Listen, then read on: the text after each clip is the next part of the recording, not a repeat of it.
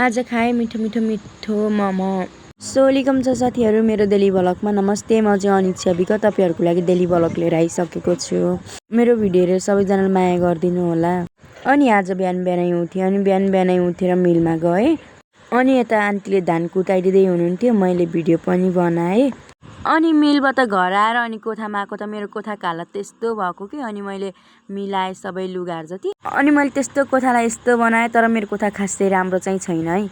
अनि मैले भित्र कोठा साफ गरेर अनि यो मकै सुकाउनु पर्ने थियो, मैले मकै नि सुकाएँ।